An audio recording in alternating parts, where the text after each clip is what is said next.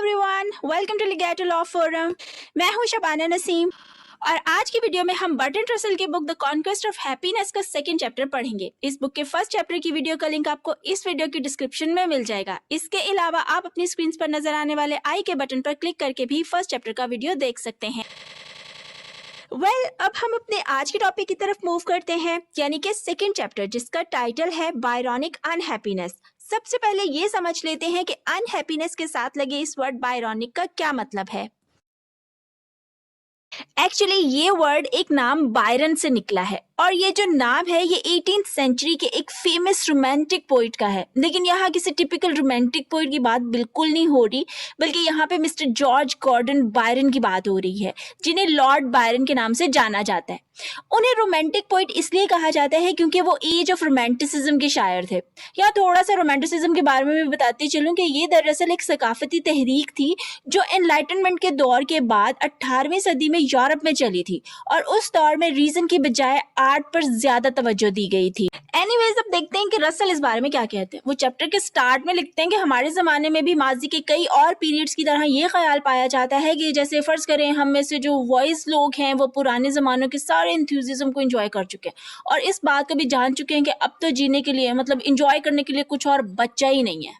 Russell के मुताबिक यही वो लोग हैं जो इन रियल अनहैप्पी होते हैं और इसे यानी अपनी अनहैप्पीनेस को नेचर के साथ मंसूब करके ना सिर्फ उस पर फख्र महसूस करते हैं बल्कि ये भी समझते हैं कि किसी एनलाइटेंड मैन का रैशनल एटीट्यूड जो है ना वो यही हो सकता है। लेकिन रसल कहते हैं कि वाइज मैन जो होता है ना वो भी उस हद तक तो खुश रह ही सकता है जितना उसे हालात इजाजत देते हैं। और इस चैप्टर में वो अपने इसी पॉइंट को साबित करने की कोशिश करेंगे। वो कहते हैं मैं चाहता हूं कि रीडर इस बात को समझने की कोशिश करे कि आर्गुमेंट कुछ भी हो, रीजन जो है वो खुशी पर कोई पाबंदी नहीं लगाती और जो समझते हैं कि अकल खुशी पर पाबंदी लगाती है उनका हाल घोड़े के आगे गाड़ी लगाने जैसा है, यानी नॉर्मल के बिल्कुल उलट है। देखिए, उनका मानना है कि ऐसे लोगों के अनहैप्पी होने की कोई रीजन होती है लेकिन उन्हें उस वजह का पता नहीं होता। इसके बाद वो 3 लोगों के बारे में लिखते हैं जिनमें पहले नंबर पर मिस्टर जोसेफ वुडक्राच है जो रसल के हम असर अमेरिकन राइटर हैं। दूसरे नंबर पर मिस्टर लॉर्ड बायरन हैं जिनके नाम पर इस चैप्टर का नाम रखा गया है, जो रसल के मुताबिक उनके बाप दादा के दौर के इंसान थे। और थर्ड नंबर पर ऑथर ऑफ इक्लीसियस्टीज हैं। देखिए, यहाँ ये बता दूं कि इक्लीसियस्टीज जो किताब है उसे उर्दू में किताब वाज भी कहते हैं और इसके बारे में ये ख्याल पाया जाता है कि उसे हजरत सुलेमान अलैहिस्सलाम ने तहरीर किया था, लेकिन इस हकीकत के बारे में कोई नहीं जानता कि इस बुक को एक्चुअली किसने तहरीर किया था। खैर, रसल के मुताबिक ये तीनों लिखने वाले जो हजरात हैं वो पेसिमिस्ट थे और ऐसे ग्लूमी किस्म की कंक्लूजन्स पर लाइफ के प्लेजर्स को अच्छी तरह छान फटक कर ही पहुंचे थे। रसल लिखते हैं कि मिस्टर क्रच न्यूयॉर्क के मोस्ट इंटेलेक्चुअल सर्कल में रहते थे। मिस्टर बायरन के लातादाद अफेयर्स रहे थे, पर ऑथर ऑफ इक्लीसियस्टीज जो थे वो लाइफ में प्लेजर पाने के लिए उन दोनों से कहीं आगे थे। उन्होंने लाइफ में हर चीज को ट्राई किया था लेकिन आखिर में वो इस नतीजे पर पहुंचे कि सब कुछ वैल्यूलेस है। इवन विजडम भी उनके ख्याल में वैनिटी ही थी। इस पर रसल कहते हैं कि उनके ऐसे बिहेवियर से लगता है जैसे वो अपनी विजडम से पीछा छुड़ाने के लिए कई नाकाम कोशिशें कर चुके हों, लेकिन इसके बावजूद उसने उनका पीछा ना छोड़ा हो। इससे एक बात तो क्लियर हो जाती है कि अनहैप्पीनेस को बतौर फैशन सिंबल ऑफ सोफिस्टिकेशन समझना सिर्फ रोमांटिसिज्म के दौर की कोई खसूसियत नहीं है, बल्कि माजी में भी ऐसे लोग मौजूद रहे हैं जो ऐसे नजरियात की हिमायत में लिखा करते थे जैसे खुश होना कोई इडियोटिक काम हो। अपने पॉइंट को क्लियर करने के लिए रसल मूड और इंटेलेक्चुअल एक्सप्रेशन के दरमियान पाए जाने वाले फर्क को बयान करते हैं। उनका मानना है कि सारे के सारे जो इंसान के तासुरात होते हैं वो इंटेलेक्चुअल नेचर के नहीं होते। आप कभी भी दलील के जरिए मूड को चेंज नहीं कर सकते, वो सिर्फ किसी खास इवेंट या फिजिकल कंडीशन से ही चेंज हो सकते हैं। इस पॉइंट को वो इस तरह से समझाते हैं कि फर्ज करें आपका बच्चा बीमार हो जाए तो इस पर आप ये तो नहीं कहेंगे कि लाइफ वैल्यूलेस है, बल्कि रिगार्डलेस ऑफ दिस क्वेश्चन कि लाइफ वैल्यूलेस है या नहीं है, आप फौरी तौर पर बच्चे की सेहत को रिस्टोर करने के लिए कुछ करेंगे। रसल कहते हैं कि लाइफ इज वैनिटी जैसी फीलिंग्स जो होती हैं ना वो बड़ी इजी किस्म की सेटिस्फेक्शन से जन्म लेती है। मतलब ऐसी कोई खुशी या सेटिस्फेक्शन जिसे पाने के लिए आपको कोई ज्यादा स्ट्रगल ना करनी पड़ी हो।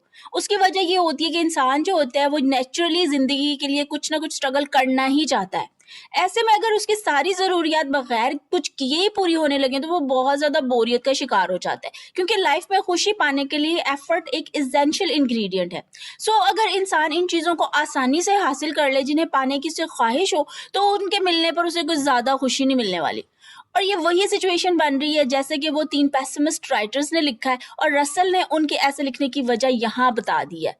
आगे वो कहते हैं कि अगर मान ही लिया जाए कि इन पेसिमिस्ट किस्म के लोगों के व्यूज सच ही हैं और हम ये फर्ज भी कर लें कि कुछ भी नया नहीं हो रहा, तो फिर आज के ज़माने के स्काई स्क्रैपर्स, एरोप्लेन्स और सियासतदानों के स्पीचेस की ब्रॉडकास्ट को फिर हम किस खाने में फिट करेंगे?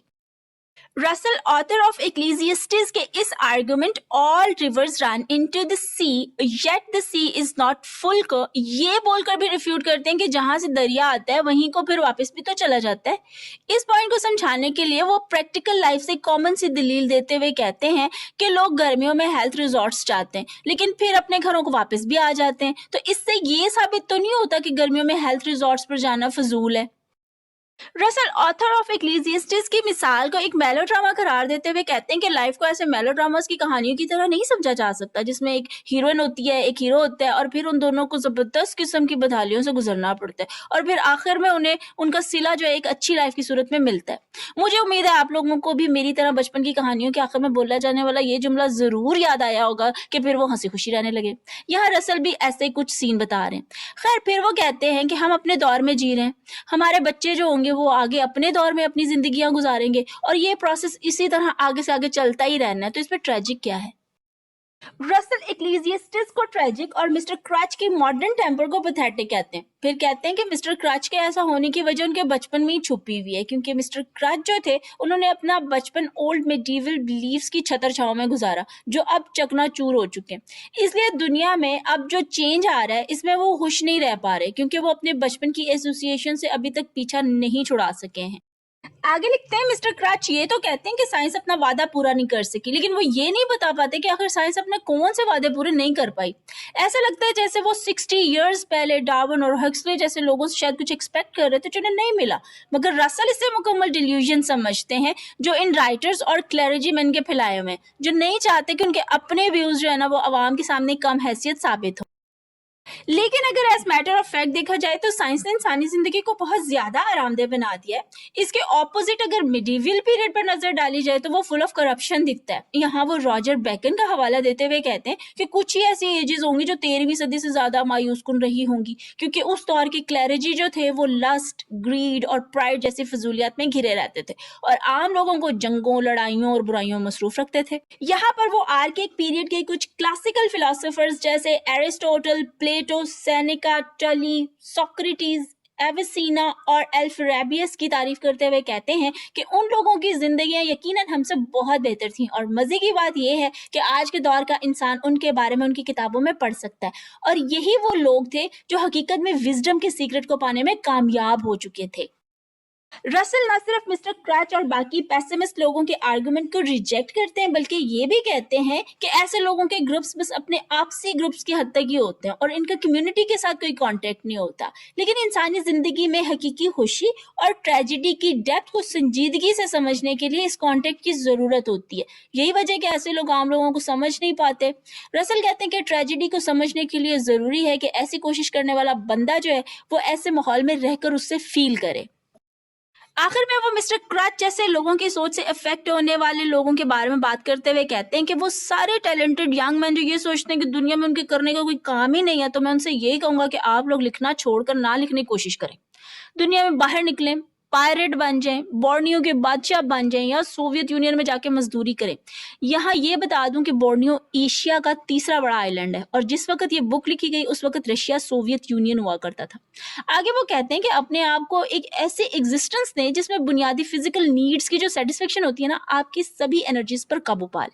लेकिन साथ ही ये भी कहते हैं कि मैं ये हर किसी के लिए रेकमेंड नहीं कर रहा, ये सिर्फ उन लोगों के लिए कर रहा हूँ जो इस बीमारी का शिकार हैं जिसे मिस्टर क्रच ने डायग्नोस किया है। और मुझे यकीन है कि चंद ही सालों के बाद ऐसे लोग कोशिश के बावजूद लिखने से बाज नहीं रह सकेंगे और फिर एक वक्त आएगा जब उन्हें अपनी तहरीरें बेकार भी नहीं लगेंगी। इसी के साथ द कॉन्क्वेस्ट ऑफ हैप्पीनेस का सेकंड चैप्टर अपने इख्तिताम को पहुंचता है। मुझे दें इजाजत, जल्द ही मुलाकात होगी नेक्स्ट चैप्टर के साथ, तब तक के लिए बाय बाय।